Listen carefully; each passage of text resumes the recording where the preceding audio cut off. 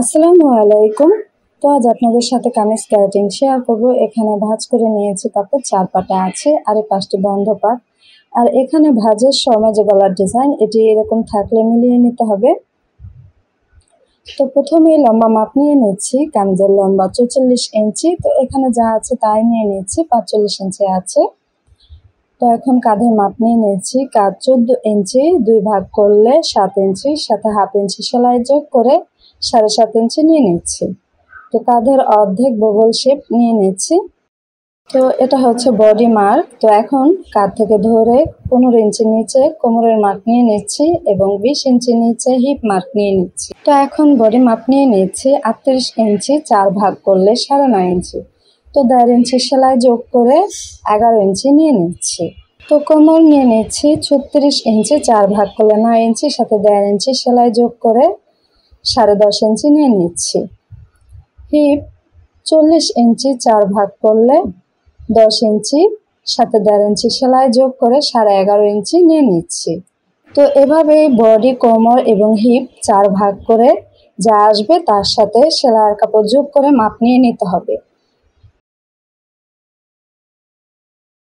তো এখানে ঘেরের মাপ নিয়ে নিয়েছি। ঘের 24 ইঞ্চি 2 ভাগ করলে 12 ইঞ্চি, সাথে 1 ইঞ্চি সেলাই যোগ করে 13 ইঞ্চি নিয়ে নিচ্ছি।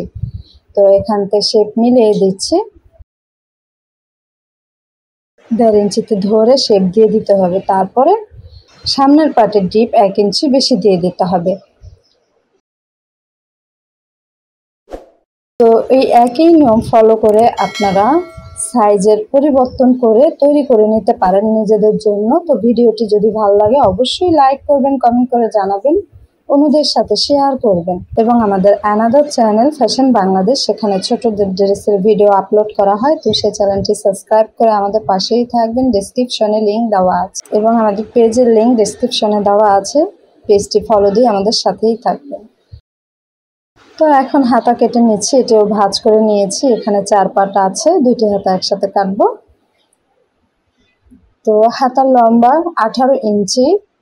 তো হাতার সেলাইয়ের জন্য 1 ইঞ্চি যোগ করে 19 ইঞ্চি নিয়ে নিচ্ছি। আর এখান থেকে 9.5 ইঞ্চি আছে চওড়া নিয়ে নিচ্ছি। আর এখান থেকে শেপের জন্য 3 ইঞ্চিতে মার্ক করে দিয়ে শেপটি দিয়ে দিচ্ছি।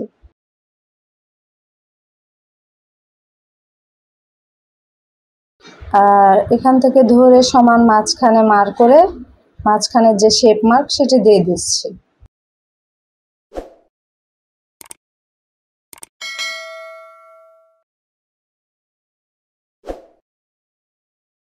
তো এখানে যে পরিমাণে আছে ঘের সে পরিমাণে নিয়ে নিচ্ছি। আর এখান থেকে 1.5 ইঞ্চিতে শেপ মার্ক দিয়ে দিচ্ছি। তো কামিজ কাটিং খুবই সহজ, এভাবে আপনারা মাপ নিয়ে নিজেদের জন্য তৈরি করে নিতে পারেন। তো ভিডিওটি ভালো লাগলে অবশ্যই লাইক করবেন, কমেন্ট করে জানাবেন, অন্যদের সাথে শেয়ার করবেন। এবং আমাদের পেজের লিঙ্ক ডেসক্রিপশনে দেওয়া আছে।